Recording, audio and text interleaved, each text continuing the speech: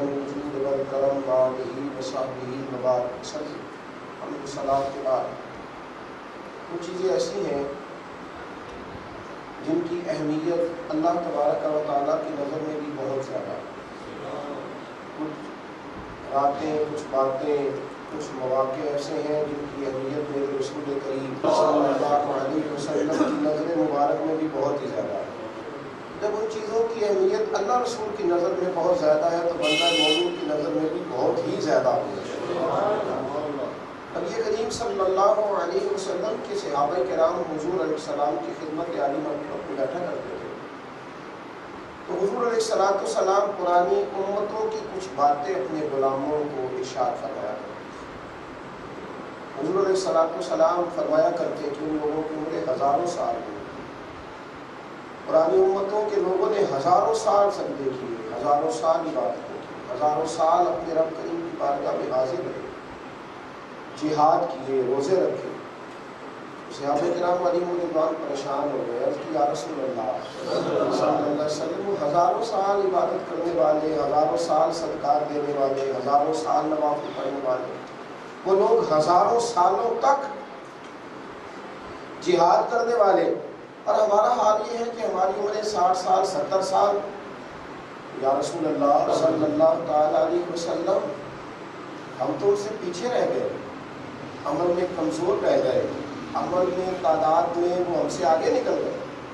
تو اللہ تبارک و تعالیٰ کے محبوب خاموش ہوئے تو اللہ تبارک و تعالیٰ نے سورہ قدر نازل فرمائی۔ سورہ قدر، آپ اندازہ کیجئے نا کہ یک مشتی کسی شخص کا مال پڑا پڑا 1 روپیہ پڑا پڑا 1000 بن جائے، یعنی پڑے پڑے اس کے پاس 1 تولہ سونا پڑا تھا تو پڑا پڑا ہی وہ 1000 تولہ ہو گیا، یعنی ایک اس کے گھر کے اندر جانور تھا قیمتی اور پھر وہ جانور 1000 ہو گیا ایسے پڑے پڑے۔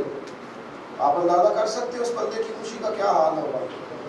اللہ کریم نے فرمایا انا انزلناہ فی لیلۃ القدر، بے شک ہم نے اس قرآن کو لیلۃ القدر میں نازل کیا۔ ذرا انداز گفتگو دیکھیے میرے مالک کا کتنا حسین ہے۔ فرمایا وما ادراک ما لیلۃ القدر، اور تمہیں کیا خبر کہ لیلۃ القدر کیا ہے، تم کیا جانو کہ لیلۃ القدر کیا ہے۔ لیلۃ القدر خیر من 1000 شہر، یہ جو پہلا جملہ ہے نا قرآن مجید کا، یعنی دوسری آیت وما ادراک ما لیلۃ القدر، تمہیں کیا خبر کہ لیلۃ القدر کیا ہے، تو اس ایک جملے نے اتنی وسعت پیدا کر دی، یعنی رب کریم نے فرمایا تم کیا جان سکتے ہو، اس کی تو شان ہی بڑی ہے، اس کی تو شان ہی بڑی ہے۔ پھر سمجھانے کے لیے فرمایا، سمجھانے کے لیے لیلۃ القدر خیر من 1000 شہر، فرمایا رات ایک ہے لیلۃ القدر کی پر 1000 مہینے سے افضل ہے، 1000 راتوں سے نہیں، 1000 مہینوں سے افضل ہے۔ راتوں کا شمار کرتے رہنا کتنی بنتی ہیں، رات ایک ہی ہے پر ہے 1000 مہینے سے افضل۔ تنزل الملائکۃ والروح، اس میں فرشتے بھی اترتے ہیں اور حضرت جبریل بھی اترتے ہیں۔ کب اترتے ہیں؟ فیہا، اسی رات میں اترتے ہیں، باذن ربہم، اور اپنے آپ نہیں آتے، اللہ انہیں بھیجتا ہے، اپنے آپ نہیں آتے، اللہ بھیجتا ہے۔ من کل امر، ہر کام کے لیے آتے ہیں۔ روزی بھی بانٹتے ہیں وہ اللہ کے حکم سے، انسانوں کو اگلے سال کیا ملنا ہے وہ بھی سارا بانٹتے ہیں، وہ اللہ کا فضل لوگوں میں تقسیم کرتے ہیں۔ اور کوئی یہ نہ کہہ دے کہ پتہ نہیں وہ جو بانٹتے تھے وہ کیا تھا، تو فرمایا سلام، جو بھی بانٹتے ہیں سلامتی والا ہی بانٹتے ہیں، اور رات سلامتی والی ہے۔ کب تک؟ ہی حتی مطلع الفجر، وہ فجر تک سلامتی والی رات ہے، فجر تک۔ رات ایک ہے، خیر من 1000 شہر، لیکن ہے 1000 مہینے سے افضل۔ نبی کریم صلی اللہ تعالیٰ علیہ وآلہ وسلم نے ارشاد فرمایا جس نے شب قدر کی ایک رات میں ایمان اور احتساب کی نیت سے عبادت کی، اللہ اس کے پچھلے سارے گناہ معاف فرما دے گا۔ غفر لہ ما تقدم من ذنب، کے لفظ ہے حدیث میں، اس کے پچھلے سارے گناہ معاف کر دیے جائیں گے، اسے بخش دیا جائے گا۔ ایک رات، یہ جو ایک رات ہے شب قدر کی، یہ کب آتی ہے؟ تو میرے نبی کریم علیہ السلام نے نا رمضان المبارک میں پہلے 10 دن کا اعتکاف کیا، پھر دوسرے 10 دن کا، پھر تیسرے عشرے کا اعتکاف کیا، تو حضور خیمے سے منہ مبارک باہر نکال کر فرمانے لگے ہم نے پہلے 10 دن کا اعتکاف کیا تھا، پھر بتایا گیا کہ شب قدر بیچ والے 10 دنوں میں، تو پھر ہم نے درمیان والے 10 دنوں کا اعتکاف کیا، تو پھر سمجھ آئی کہ نہیں، شب قدر تو آخری 10 دنوں میں ہے۔ اللہ کرے امت کو اس بات کی سمجھ آئے کہ وہ رات کتنی عظیم ہے کہ جس کے استقبال کے لیے میرے رسول نے مسجد میں خیمہ ہی لگا لیا ہے، حضور نے خیمہ ہی لگا لیا ہے۔ یعنی آپ سمجھیں، ہمیں تو شب قدر سے اس لیے پیار ہے کہ اس رات سے میرے مصطفیٰ نے بڑا پیار کیا ہے، میرے کریم نے۔ وما ادراک ما لیلۃ القدر، تمہیں کیا پتا کہ شب قدر کیا ہے، تم کیا جانو کہ وہ رات کیا ہے کہ جس رات کے استقبال کے لیے مدینے کے چاند نے، امام الانبیاء نے، اللہ کے حبیب نے خیمہ ہی لگا لیا ہے، اور حضور خیمہ لگا کر کے بیٹھ گئے اس رات کے استقبال کے لیے۔ قربان جائیں، حضرت سیدہ طیبہ طاہرہ حضرت عائشہ صدیقہ فرماتی ہیں حضور ہمیشہ اعتکاف کرتے تھے۔ یہ اعتکاف ایک نعمت ہے، اسلام میں رہبانیت نہیں، لیکن یہ ضرور اسلام کہتا ہے کہ کبھی کبھی ساری دنیا سے کٹ کے نہ اپنے رب سے جڑ جا، کبھی کبھی کٹ کے۔ حضور غار حرا میں رہا کرتے تھے، میرے محبوب کبھی کبھی مدینے میں ایک غار سجدہ ہے وہاں بھی چلے جایا کرتے تھے۔ اور یہ بھی سمجھ لیں کہ میرے کریم محبوب علیہ السلام کی زندگی مصروف ترین زندگی ہے، مصروف ترین۔ 23 سالوں میں کائنات کا سب سے بڑا انقلاب میرے حبیب علیہ السلام نے برپا کیا ہے، اور اس کے باوجود ہر سال اعتکاف کرتے۔ ایک سال بعض وجوہات کی بنیاد پر حضور نے اعتکاف نہ فرمایا تو اگلے سال میرے نبی پاک نے 20 دن کا اعتکاف فرمایا۔ اس شب قدر کے لیے نبی پاک علیہ السلام جد و جہد کرتے، اعتکاف کرتے، 10 دن مسجد میں مقیم رہتے۔ جب لوگ اعتکاف کرتے ہیں نا مسجد میں آخری 10 دنوں کا، تو اس کا اجر کیا ہے؟ تو میرے حبیب کریم علیہ السلام نے فرمایا جو اللہ کی رضا کے لیے رمضان کے آخری عشرے کا اعتکاف کرے گا، اللہ اسے 2 حج اور 2 عمرے کا ثواب عطا فرمائے گا۔ معتکف ہونا، بیٹھ جانا بس رب کریم کی رضا کے لیے، اس کے گھر میں بستر لگا لیں، اسی کے لیے بیٹھنا، بس وہ آ جانا۔ ہم سے فقیر بھی اب پھیری کو اٹھتے ہوں گے، ہم نے غنی کے در پر بستر لگا دیے، بس بیٹھ گئے، اس کے دربار آ کے بیٹھ گئے، اس کی بارگاہ ناز میں بیٹھ گئے۔ اور حضور صلی اللہ علیہ وسلم ہمیشہ اعتکاف کرتے۔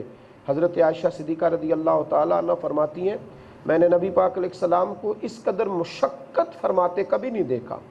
حدیث میں لفظ ہے یجتہدو، جد و جہد کرتے، یعنی نبی پاک علیہ السلام مشقت فرماتے، اتنی مشقت کرتے میں نے نبی پاک کو کبھی نہیں دیکھا جتنی نبی پاک رمضان کے آخری 10 دنوں میں فرمایا کرتے۔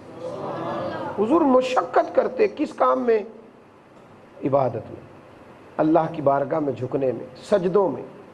اور حضرت عائشہ صدیقہ رضی اللہ تعالیٰ عنہ فرماتی ہیں نفل کے لیے حضور کبھی کسی کو جگایا نہیں کرتے تھے۔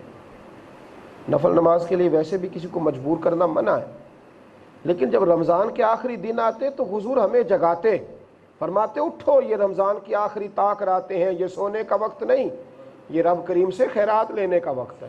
دیکھیں نا باہر خیرات بانٹ رہی ہو، ہیرے جواہرات اور موتی، اور کچھ لینے والے سوئے ہوئے ہوں تو سونے والے کو تھوڑا ملے گا، ہاتھ پھیلانا پڑے گا، کشکول پکڑنا پڑے گا، لائن میں لگنا پڑے گا۔ تو محبوب نے ہمیں بتلایا ہے کہ یہ رمضان ہے، خیرات تو بٹے گی پر تم سوئے رہے۔ کچھ لوگ رمضان المبارک میں سوئے رہتے ہیں، ضرورت سے زیادہ سوتے ہیں، تو اٹھیں، جاگیں، رمضان المبارک کی ان 10 راتوں میں، آخری 10 دنوں میں زیادہ مشقت کریں، کوشش فرمائیں، ہمت کریں، کوشش کریں کہ یہ طاق راتیں ہیں رمضان کی، کم از کم طاق راتوں میں تو مصلی آباد ہو جائے، کم از کم طاق راتوں میں تو آنسو بہہ جائے، کم از کم آخری طاق راتوں میں تو ہمارا دل صاف ہو جائے، کچھ تو ایسا ہو رمضان المبارک کے آخری 10 دنوں میں کہ برکت نصیب ہو جائے، اللہ کا کرم نصیب ہو جائے۔ میرے نبی کریم علیہ السلام جب شوق کے ساتھ، ذوق کے ساتھ شب قدر کے فضائل بیان کرتے نا، حضرت عائشہ صدیقہ رضی اللہ تعالیٰ عنہ عرض کرنے لگی حضور اگر وہ رات مجھے مل جائے، وہ رات اگر مجھے مل جائے تو میں کیا پڑھوں اس میں؟ تو محبوب نے فرمایا تم نے دعا پڑھنی ہے، اللہم انک عفو تحب العفو فاعف عنی۔ اس دن کہنا کہ اے اللہ بے شک تو معاف کرنے والا ہے، تو معاف کرنے کو پسند کرتا ہے، کہنا فاعف عنا، یا اللہ ہمیں معاف کر دے، ہم نے بڑی غلطیاں کی، بڑی جگہوں پہ بھول گئے، بڑی جگہ پہ قصدن اور عمدن خطائیں کی، تو اس دن کہنا فاعف عنا، اللہ تو معاف کرنے والا ہے، تحب العفو، اور تیری پسند ہے معاف کرنا، یہ تیری چاہت ہے، تو فاعف عنا، اے اللہ ہمیں معاف فرما، ہم سے درگزر فرما۔ میرے رسول کریم علیہ الصلاۃ والسلام نے آخری 10 دنوں میں محنت کرنے کو کہا۔ رسول کریم علیہ الصلاۃ والسلام نے اپنی امت کی توجہ دلائی، اور حضور سید عالم صلی اللہ تعالیٰ علیہ وآلہ وسلم نے خود ارشاد فرمایا۔ حضرت ابو بکر رضی اللہ تعالیٰ عنہ فرماتے ہیں کہ رسول پاک علیہ السلام نے فرمایا شب قدر کو ڈھونڈو۔ یا رسول اللہ کب؟ فرمایا جب 9 دن باقی رہ جائیں، جب رمضان مبارک کے 9 دن باقی رہ جائیں، یا 7 دن باقی رہ جائیں، یا 5 دن باقی رہ جائیں، یا 3 یا آخری رات، ان راتوں میں تلاش کرو، یعنی طاق راتیں جو ہے نا، 21ویں 23ویں شب، 25ویں شب، پھر 27ویں شب، پھر 29ویں شب، ان راتوں میں تلاش کرو شب قدر کو۔ کیسے تلاش کرو؟ جب تم سمجھو کہ ہمارے دل کو آج سکون سا ہو رہا ہے، جب تم سمجھو کہ رات ٹھنڈی سی ہو رہی ہے، جب تم سمجھو ایک صحابی کے غلام تھے تو وہ کشتی چلایا کرتے تھے، تو وہ ایک دن ان سے عرض کرنے لگے حضرت عجیب معاملہ ہے کہ مجھے سالوں بیت گئے دریا میں کشتی چلاتے، سال میں ایک رات ایسی آتی ہے کہ دریا کا پانی میٹھا ہو جاتا ہے، تو حضور مجھے سمجھ نہیں آئی وہ رات کون سی ہے۔ تو وہ صحابی نے فٹافٹ ہاتھ پکڑ لیا، فرمانے لگے اب وہ رات آئی تو مجھے ضرور بتانا۔ کہا حضور کون سی رات ہے؟ فرمایا یہی تو وہ رات ہے لیلۃ القدر خیر من الف شہر، جو رات ایک ہے پر 1000 مہینے سے بہتر ہے، مجھے ضرور بتانا، مجھے بتلانا، میں اس رات اپنے رب کو مناؤں گا، مجھے خبر کرنا، میں اس کی بارگاہ میں جھکوں گا، میں عرض حال کروں گا۔ ہمارے ڈھیر سارے بزرگوں نے یہی لکھا ہے کہ وہ 27ویں شب کو ہوتی، لیکن کسی نے بھی طے نہیں کر دیا کہ یہی ہوگی۔ اسے تلاش کریں، شب قدر آخری عشرے میں ہے، اس کے لیے محنت کریں، اس کے لیے جد و جہد کریں۔ میرے رسول کریم علیہ الصلاۃ والسلام کے صحابہ کو اس کا بڑا تجسس رہتا، بڑا حضور کے صحابہ اس پر گمان کرتے، شوق پیدا کرتے، اور سال ہاں سال سے لوگ اعتکاف میں بیٹھتے۔ جناب عائشہ صدیقہ فرماتی ہیں پہلے حضور بیٹھتے تھے، پھر نبی کریم علیہ السلام کی ازواج مطہرات بھی اعتکاف میں بیٹھتی، وہ بھی مسلسل رمضان المبارک کے آخری 10 دن اعتکاف کرتی، صوفیاء کرتے، علماء کرتے، محدثین کرتے۔ آج بھی لاکھوں کی تعداد میں امت اعتکاف کرتی ہے، اور اب کی بارگاہ میں عرض کرتی ہے یا اللہ ہمیں وہ شانوں والی رات عطا فرما، تاکہ اس ایک رات کا قیام ہزاروں مہینوں کی عبادتوں کا ہمیں درجہ بھی دے جائے۔ اور میں تو کہا کرتا ہوں کہ اس رات کی عظمت اپنی جگہ، اس کی فضیلت اپنی جگہ، ہم تو ہیں لکیر کے فقیر لوگ، ہم تو ان رستوں کو تلاش کرتے ہیں جن رستوں میں مصطفیٰ کریم کے قدم لگے ہوئے ہیں۔ ہم تو بس ہم نے نہ کبھی قطرے پہ غور کیا اور نہ دریا دیکھا، بس جہاں تیری جھلک دیکھی وہیں ڈوب گئے ان رستوں کو۔ کتنا عظیم ہے وہ لمحہ جس لمحے کے لیے میرے نبی نے خیمہ لگایا ہے اور میرے رسول تشریف فرما ہے۔ ایک تابعی بزرگ تھے، تو وہ کہتے ہیں کہ جب میں، وہ حضرت عبداللہ ابن عباس رضی اللہ تعالیٰ عنہ کہتے ہیں کہ جب وہ مدینے آیا کرتے نا تو مجھ سے فرمایا کرتے مجھے وہ والی جگہ دکھاؤ جہاں میرے نبی اعتکاف کرتے تھے۔ تو کہتے ہیں پھر میں وہ جگہ دکھاتا تو وہ دیکھ دیکھ کے روتے، گویا وہ محسوس کرتے یہ کتنی نصیبوں والی جگہ تھی جہاں پورے 10 دن میرے رسول پاک تشریف فرما رہا کرتے تھے۔ حضور نے ان جگہوں کو نوازا۔ رمضان المبارک کی آخری 10 دنوں میں اپنی مصروفیات کو ختم کریں۔ میں عرض کرتا رہتا ہوں کہ کوشش کریں جتنے کام ہیں نا رمضان المبارک کے کرنے کے، وہ رمضان سے پہلے کریں، اور رمضان المبارک کے ایام زیادہ سے زیادہ مسجدوں میں گزریں۔ کوشش فرمائیں، اگرچہ اعتکاف سنت مؤکدہ علی الکفایہ ہے، کچھ لوگ بھی کر لیں گے تو سب کی طرف سے ادا ہو جائے گا، لیکن صوفیاء فرماتے ہیں کوشش کرو زندگی میں ایک دفعہ تو اعتکاف ہو ہی جائے۔ خواتین گھروں میں اعتکاف بیٹھیں، مرد مساجد میں اعتکاف بیٹھیں، اور اس بات کا بھی ضرور خیال فرمائیں کہ اعتکاف بیٹھنا اللہ کی رضا کے لیے، اعتکاف بیٹھنا اس کو راضی کرنے کے لیے، اعتکاف بیٹھنا قرآن پاک کی تلاوت کے لیے، درود پاک کے لیے، وظائف کے لیے، استغفار کے لیے۔ تو دنیا سے تھوڑا رابطہ کم رکھیں۔ ایک ہوتا ہے شریعت کا حکم، ایک ہوتا ہے شریعت کا مزاج۔ حکم شریعت کا یہی ہے کہ آپ باہر سے بات چیت کر سکتے ہیں، آپ آنے جانے والے کے ساتھ گفتگو کر سکتے ہیں، شریعت میں اجازت تو ہے، پر مزاج شریعت تو یہی ہے نا کہ آپ اللہ کی رضا کے لیے بیٹھیں۔ تو اگر آپ کو لوگوں سے کلام ہی کرنا تھا، وہ ساری باتیں کرنی تھی، تو پھر آپ وقت نکال کر کے یہاں آئے ہیں، تو یہاں تو آپ اللہ کی عبادت کے لیے آئے۔ اور امام شافعی رحمۃ اللہ تعالیٰ علیہ، ایک شخص اعتکاف بیٹھنے لگا تو عرض کرنے لگا، حضور الحمدللہ میری یہ عادت تھی کہ میں جب باہر رہتا تھا تو میں غریبوں کی مدد بھی کرتا تھا، میں کسی کے گھر کھانا بھی پہنچا دیتا تھا، میں کئی جنازوں میں شرکت کرتا تھا، میں علم کی کئی مجالس میں شرکت کرتا تھا، میں خیر کے بہت سارے کام سر انجام دیتا تھا، تو اب اعتکاف میں بیٹھوں گا تو ان ساری نیکیوں کا کیا بنے گا؟ تو امام صاحب فرمانے لگے، تو مسجد میں بیٹھ، جتنے کام تو باہر رہ کے کرتا تھا، رب وہاں بیٹھے بیٹھے تو یہ سب کا اجر عطا فرمائے گا۔ اللہ بڑا کریم ہے، اللہ بڑا رحمت فرمانے والا ہے، وہ تجھے اجر دے گا۔